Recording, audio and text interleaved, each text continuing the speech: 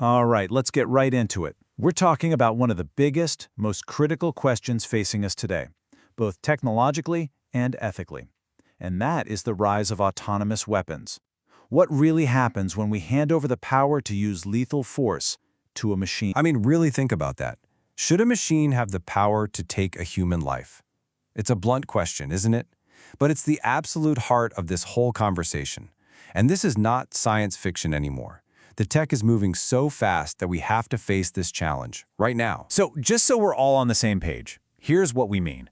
We're talking about weapon systems that can go out on their own and do the whole job. Find a target, identify it, lock on, and kill. All without a person giving that final okay. You've probably heard the term killer robots. That's them.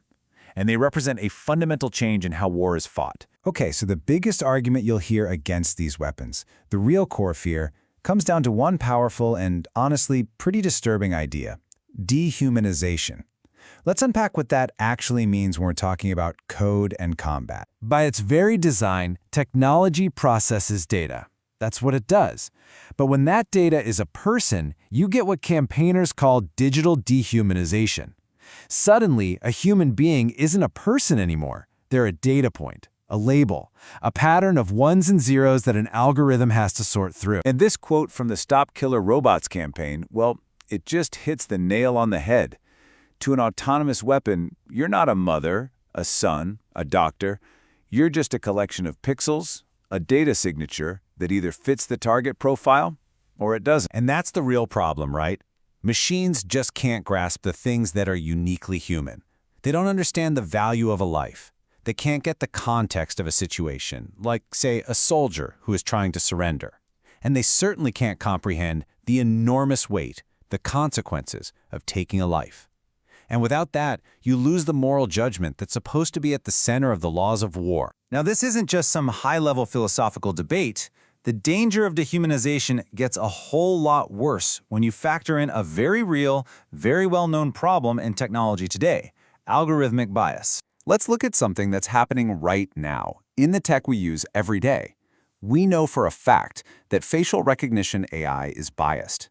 It consistently performs better with lighter-skinned male faces and has a much harder time accurately identifying darker-skinned female faces. This isn't a what-if scenario. This is a documented flaw in current AI. And here's where it gets truly dangerous.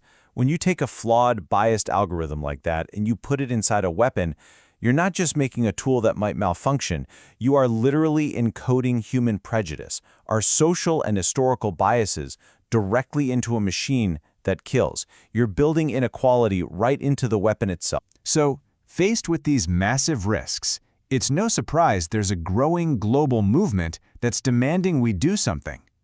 Let's take a look at the push for a new international law. For about 10 years, these conversations were kind of stuck in one specific UN committee, and honestly, they weren't going anywhere fast.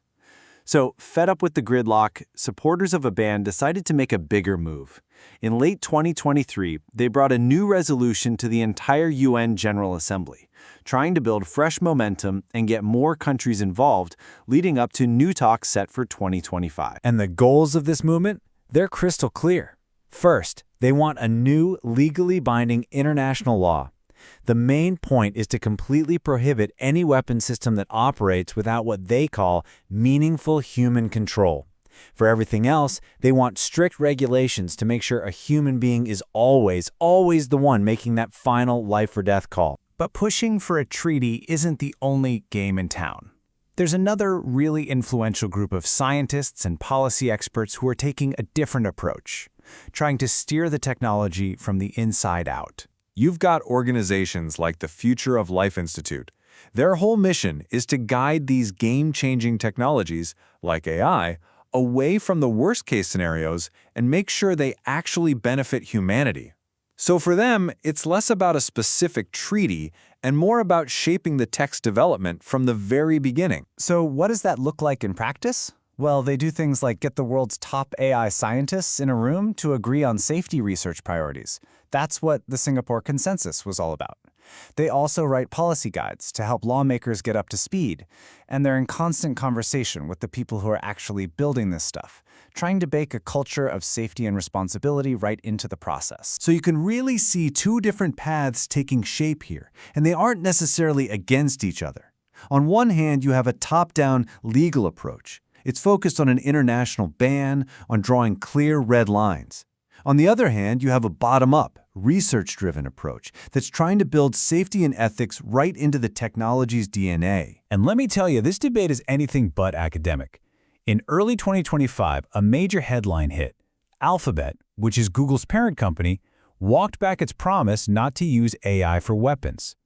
A move like that just shows you the huge commercial and military pressure that's building. And it makes the need for some kind of guardrails feel more urgent than ever. Which brings us right back to where we started, to that core principle.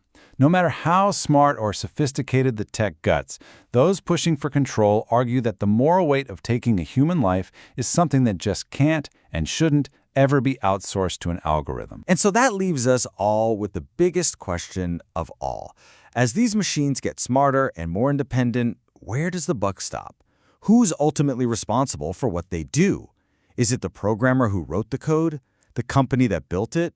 The commander who deployed it? Figuring out accountability in a world of automation, well, that might just be the greatest challenge of our time.